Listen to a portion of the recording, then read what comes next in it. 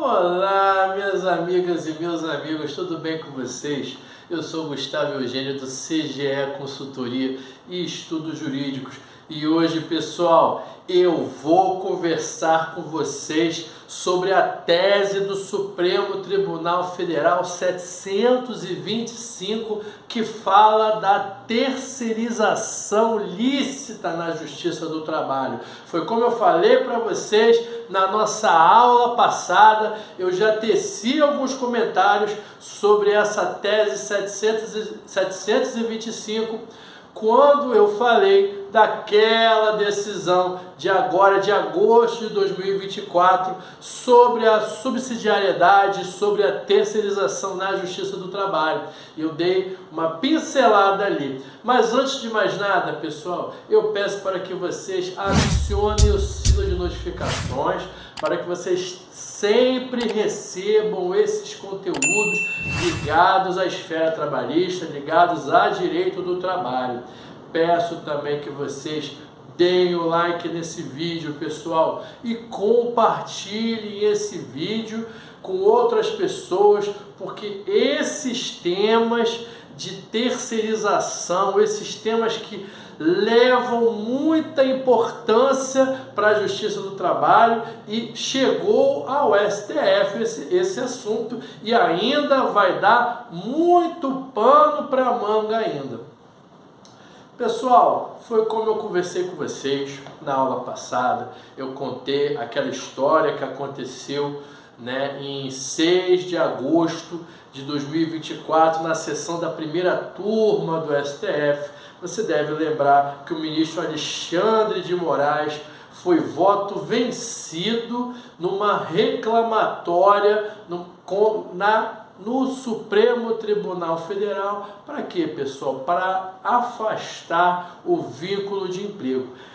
Nesse julgado, o ministro Zanin, ele mencionou a tese 725 do STF e é sobre ela que nós vamos conversar aqui.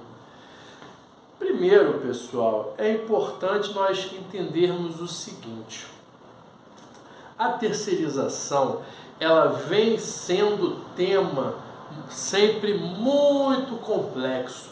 Não é à toa que há mais de 20 anos cai em prova do OAB e concurso público. Essa é a grande verdade, porque sempre gerou muitas dúvidas, nem sempre é aquele exemplo fácil de você identificar, porque não sei se vocês já passaram por isso, mas muitas vezes quando você lê o livro, ou às vezes até um professor dá alguns exemplos, são aqueles exemplos básicos, fáceis de você entender. Só que na prática trabalhista, muitas vezes, nós encontramos nuances ali que a gente não consegue definir se é terceirização lícita ou terceirização ilícita.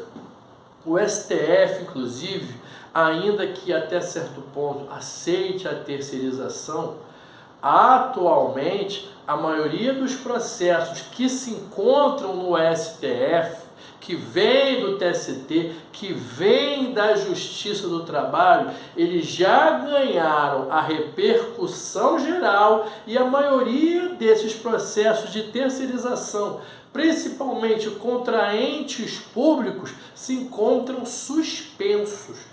Essa que é a grande verdade. Muitos processos que estão no STF, que vêm da Justiça Trabalhista, eles estão suspensos até o STF tomar uma decisão.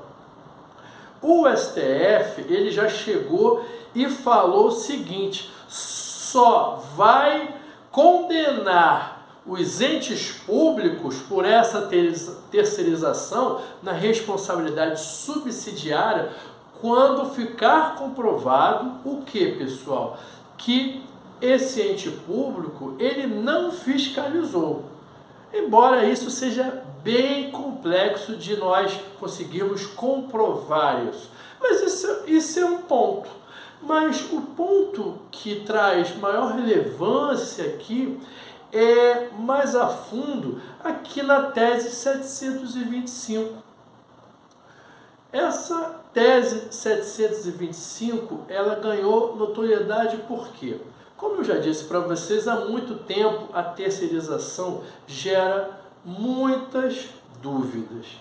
Antigamente, o entendimento era de que só era lícita a terceirização para as atividades meio. O que seriam, por exemplo, aquelas atividades meio? Atividade meio, pessoal, é aquilo que não é o objeto social da empresa.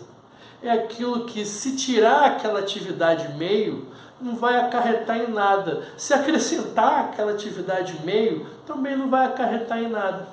Quer ver o mais clássico, os dois, né, de exemplos de atividade meio, que nós encontramos muito na Justiça do Trabalho e são naturais de qualquer terceirização?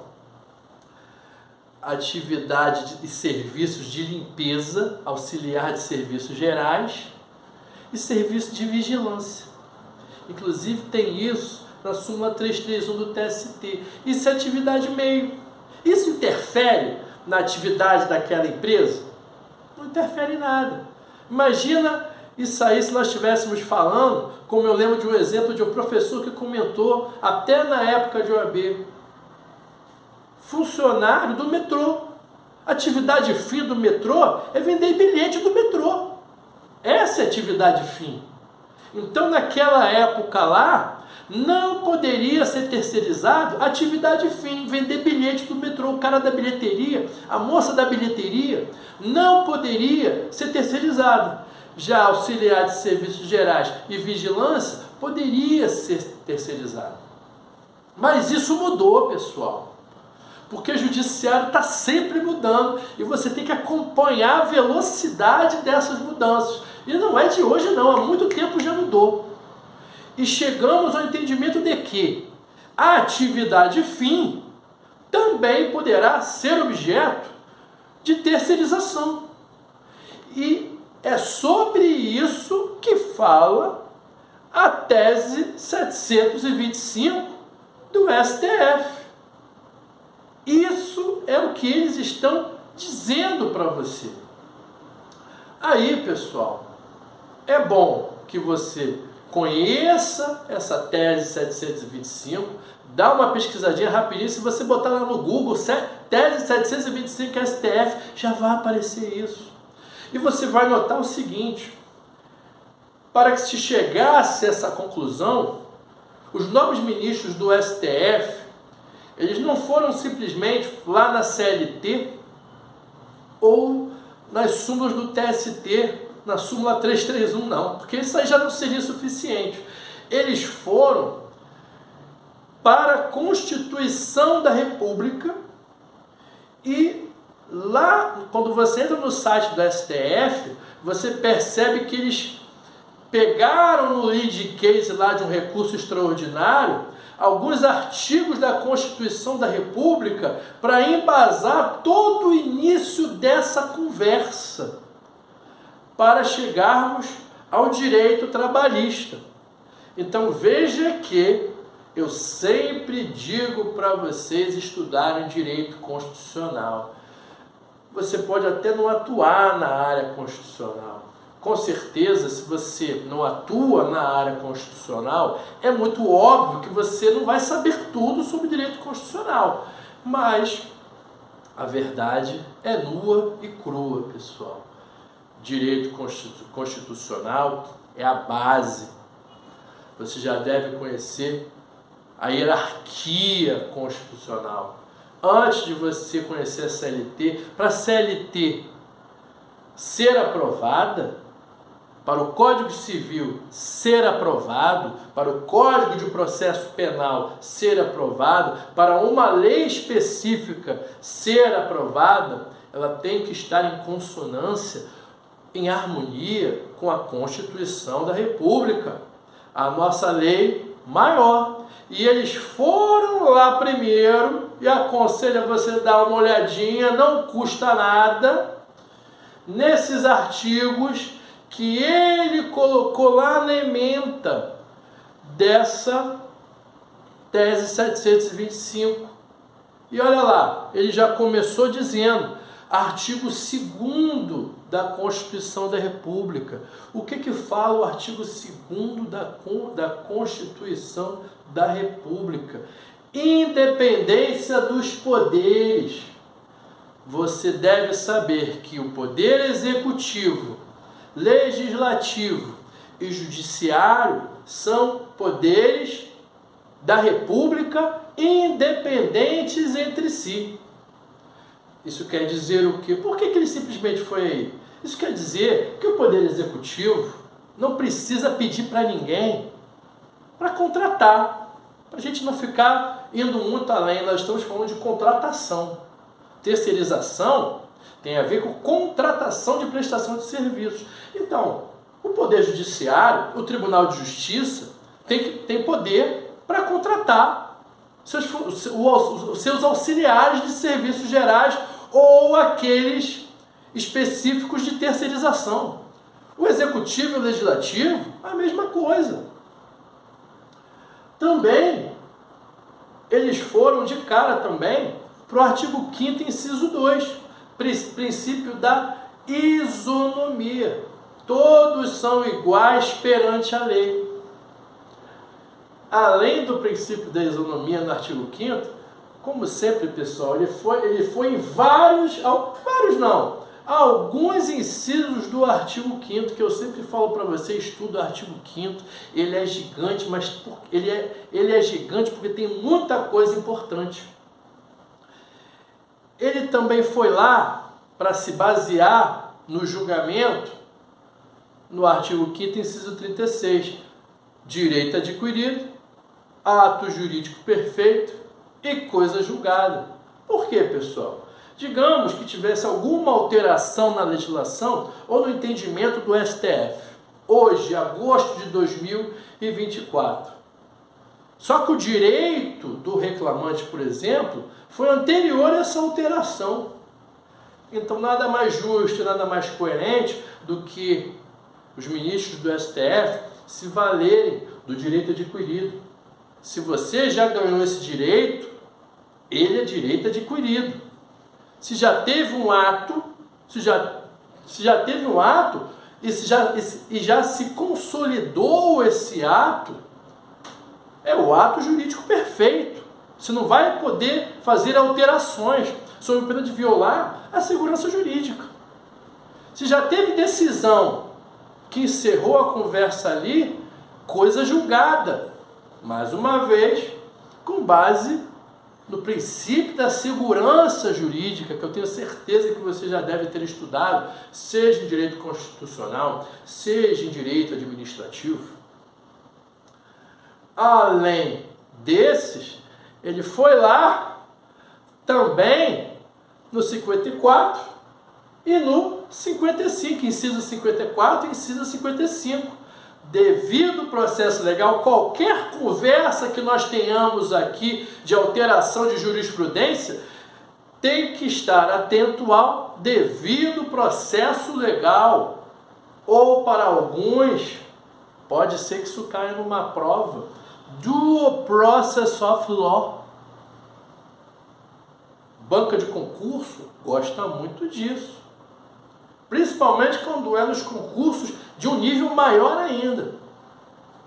E também, como eu falei, também respeitando o princípio da ampla defesa e o princípio do contraditório previstos no artigo 5º, inciso 55 da Constituição da República Federativa do Brasil. Você acha que ele foi além? Que ele parou por aí? Não, ele foi além. Ele ainda foi lá no artigo 97. Cara, artigo 97, o que esses caras eles estão buscando lá no artigo 97?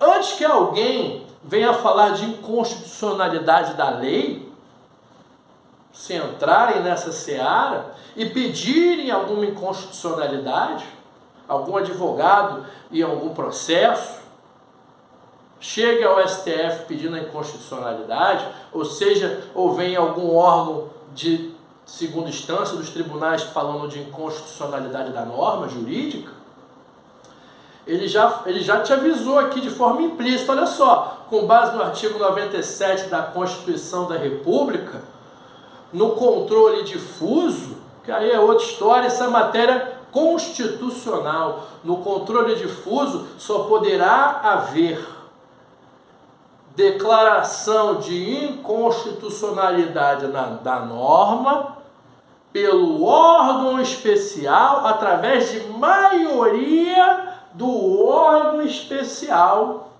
Da onde? Órgão especial da onde? Do Tribunal de Justiça de cada estado.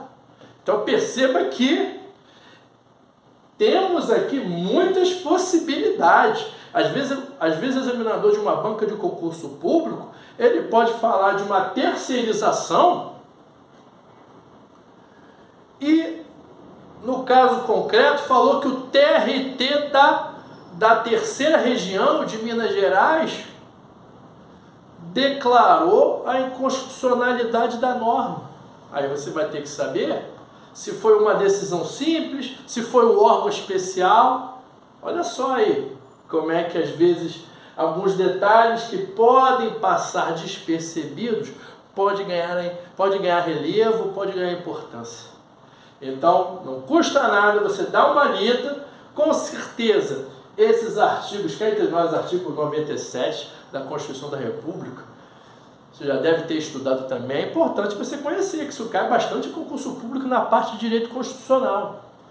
Então, vale a pena você dar uma lida. Mas o que aconteceu? A tese 725, ele já está falando, olha só, aquela história lá de que era terceirização ilícita, atividade fim, está para trás. Agora, a atividade fim é lícita. É lícita. Fica mais complexo, inclusive, para o reclamante, demonstrar alguma ilicitude. Mas cá entre nós, sempre nós vamos encontrar algum tipo de falha dos prestadores de serviço, das empresas prestadoras de serviço ou dos tomadores desse serviço. Lembrando ainda que essa mesma tese 725, além de falar da licitude da atividade fim, ela está reiterando ainda que ainda é cabível, ainda existe, independente da licitude da atividade fim, a responsabilidade subsidiária do ente público. Até porque nós estamos falando aqui de entes que estão realizando contratações. Por isso que ele falou aqui, artigo 2º da Constituição da República, da independência dos poderes. Porque o Executivo vai poder fazer as suas contratações, o Legislativo vai poder, e o Judiciário da mesma forma. Sempre atentos aos requisitos do artigo 331 do TST. Isso você tem que estar de acordo, e se você com certeza estiver estudando para uma prova da OAB da área trabalhista ou prova de concurso público da trabalhista, será que eu vou precisar falar para você estudar a súmula 331 do TST? Essa súmula é top estudo. É uma das súmulas que mais você estuda na Justiça do Trabalho. É uma das súmulas que mais o advogado se utiliza na Justiça do Trabalho. Seja patrono da reclamante, seja patrono da reclamada, esse é top para estudo, pessoal. Então você tem que conhecer todos aqueles incisos, todos aqueles itens da súmula 331 do TST. Tudo bem, pessoal? Eu espero que vocês tenham gostado dessa aula, gostado desse vídeo. Eu peço que vocês deem o like, compartilhem esse vídeo com seus amigos e eu desejo a vocês um grande abraço e até a próxima.